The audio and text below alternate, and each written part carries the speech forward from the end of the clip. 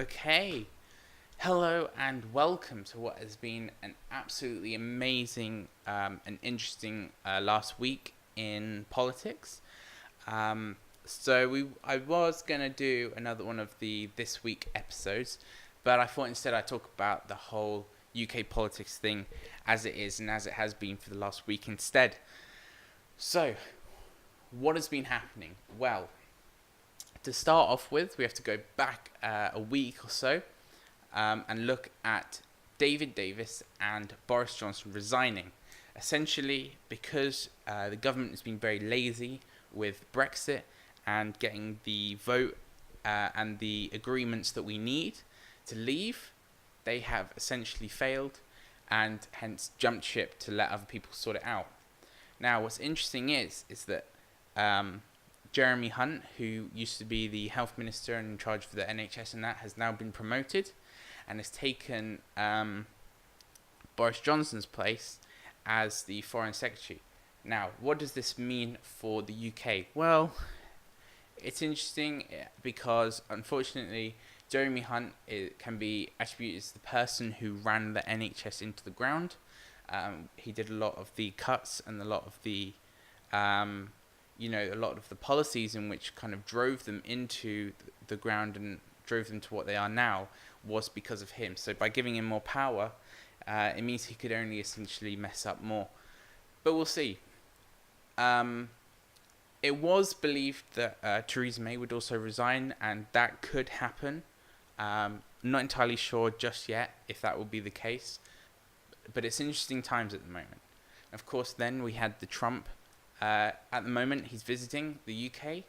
This is very interesting, and one thing we have to commend and say an amazing job to is the 100,000 people who took to the streets of London and protested against Trump. But all types of people, when Americans were joined in, there was British, there was people from the LGBT community, there was so many people protesting for a wide range of injustice and things. And I think this is something that, to sidetrack on, after the North Korean crisis, as it were, that Trump supposedly solved on his own, a lot of people said that he deserves the Nobel Peace Prize. And I think that this is the worst thing you could do, because it would be ignorant to give him a peace prize while he commits so much injustice. It would be disregarding all of the hatred and injustice and unfairness that he's projected onto the Mexican community, like with the camps and splitting up families in Mexico along the border, as well as the Muslim community, where he banned a lot of countries and made it a lot harder for people who are of Muslim background or religion to enter the US. And there's a whole plethora of things that he's done which has attempted to harm and create injustice. And so it would be an insult to give him a peace prize when he's bombing Syria and other places.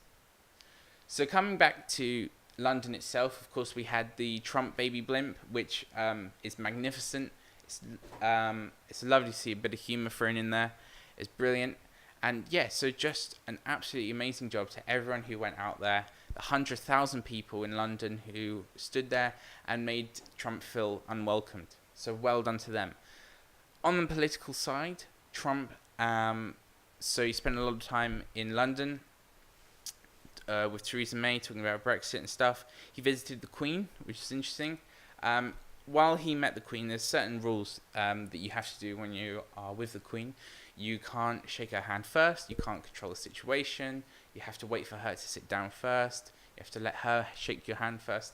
And it's interesting seeing the list of rules because a lot of them go against what Trump is. When you look at Trump with his body language and his psychology and how he does things, he's very controlling of the situation.